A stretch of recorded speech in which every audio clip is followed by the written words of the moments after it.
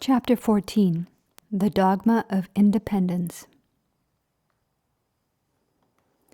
The Jesuit Ratio Studiorum imbued Western culture with a purely Catholic political theory.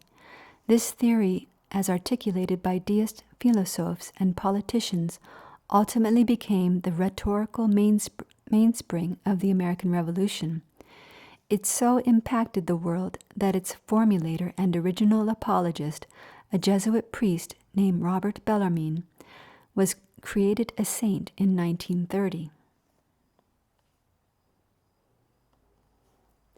Prior to Henry VIII's break with Roman papacy in the mid-1530s and subsequent creation of the Church of England, kings regarded themselves within their respective realms as the anointed vicars of God for secular purposes only.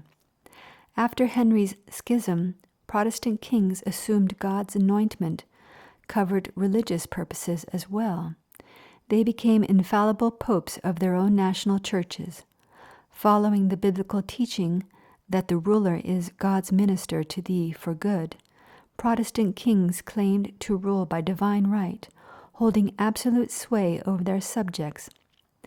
In the maxim of divine right's greatest champion and James I's private theologian, Sir Robert Filmer, the king can do no wrong. Divine right's staunchest opponent was Robert Bellarmine, private theologian to the Pope Clement VIII, 1592 to 1605, who made him Cardinal Bellarmine in 1599. Cardinal Bellarmine appealed to the self-interest of the common man, something the divine right system failed to do. He invented liberation theology. Drawing on Aristotle and St. Thomas Aquinas, Bellarmine maintained that God anointed no kings but instead gave sovereignty directly and naturally to the people. The people were free to confer their sovereignty upon whomever or whatever they chose, should the people's chosen sovereign prove himself or itself unworthy. The people had the right to dispose of him or it and start anew with any form of government they deemed necessary, whether monarchy, aristocracy, or republic. Understandably, the Protestant monarchs loathed Cardinal Bellarmine. A collegio anti-Bellarminium was established at Heidelberg to train Lutherans in how to cope with Bellarmine's democratic egalitarianism. When Queen Elizabeth ordered that Bellarmine be lectured against at Cambridge, the lecturer, while reading the cardinal to refute him, converted to Roman Catholicism.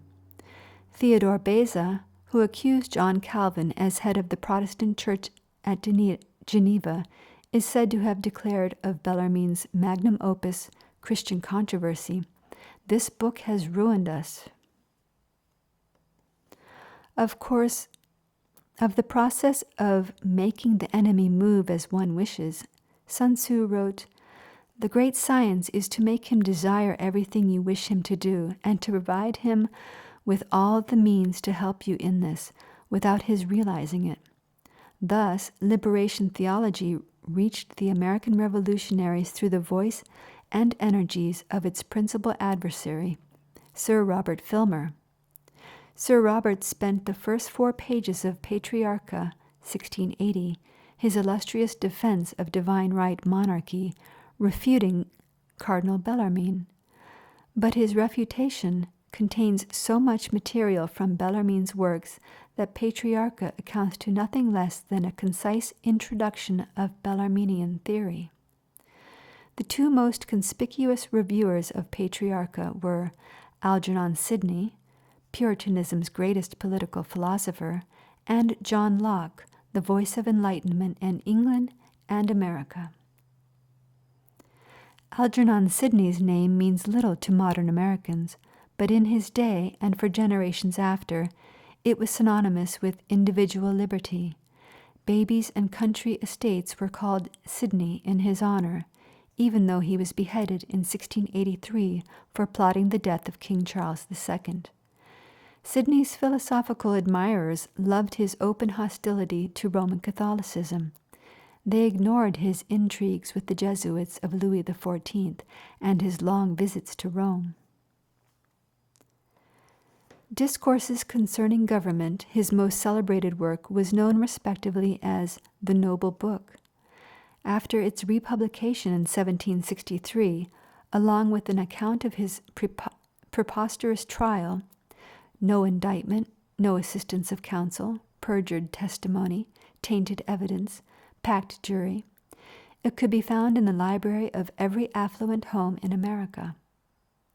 Sidney begins discourses with the following sentence: "Having lately seen a book entitled Patriarcha, written by Sir Robert Filmer, concerning the universal and undistinguished right of all kings, I thought a time of leisure might well be employed by examining his doctrine and the questions arising from it, which seem to concern all mankind."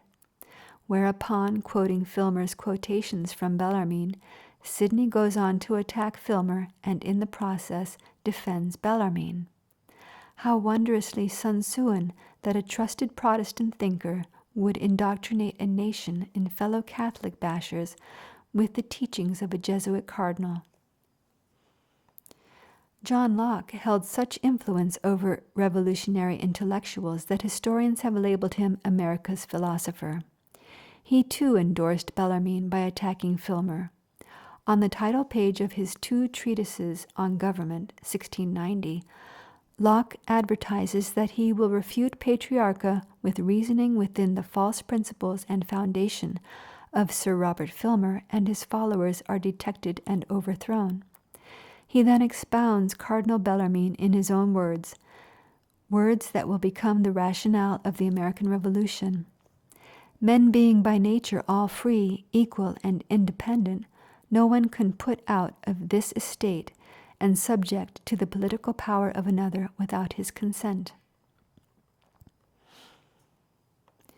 The personal library of the main author of the Declaration of Independence, Thomas Jefferson, contained a copy of Patriarcha and also a handsome folio of 497 pages of the discourses of Algernon Sidney. If Jefferson read but the opening pages of Sidney's and Filmer's books, Bellarminian scholar John Clement Reger wrote in 1926, Clement Reger, he had the principles of democracy as propounded by Bellarmine in a nutshell. It is more than likely, however, that the curiosity of Jefferson prompted him to look more deeply into the original writings of this Catholic schoolman. He had not far to go. In the library of Princeton University there was a copy of Cardinal Bellarmine's works.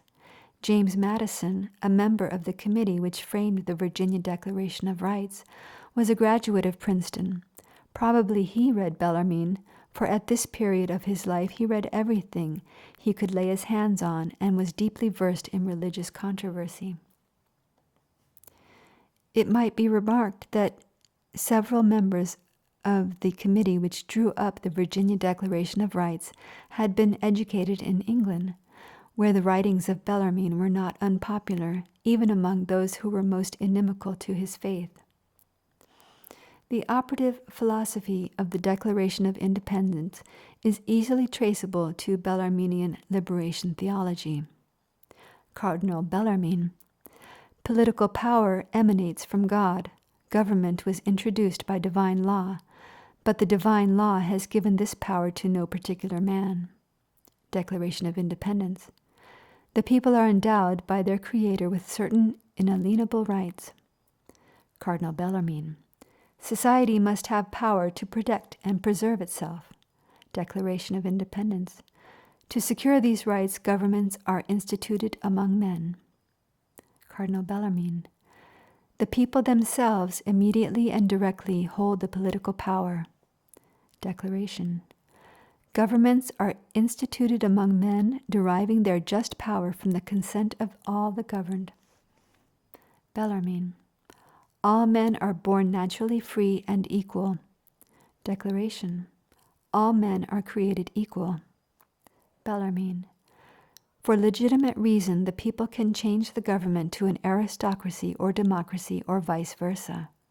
Declaration: Whenever any form of government becomes destructive of these ends, it is the right of the people to alter or abolish it and to institute a new government. Interestingly, Patriarcha, 1680, was not published until 28 years after its author, Sir Robert Filmer's death. It arrived in an era of dwindling hope for divine right, the concept having been thoroughly discredited when King Charles I was beheaded in 1625.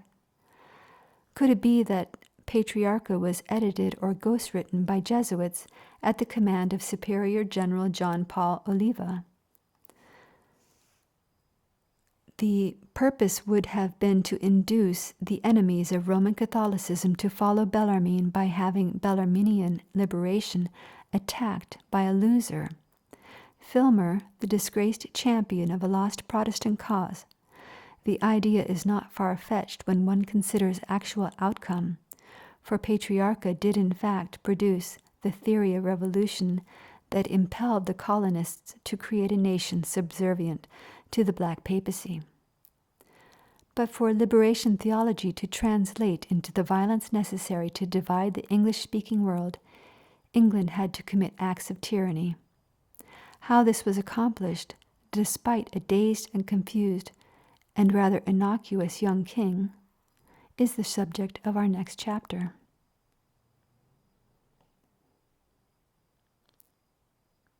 And Bellarmine was involved in the trial of Giordano Bruno and also in the Galileo affair, all promoting globe theory or globe fact. And this is his Disputations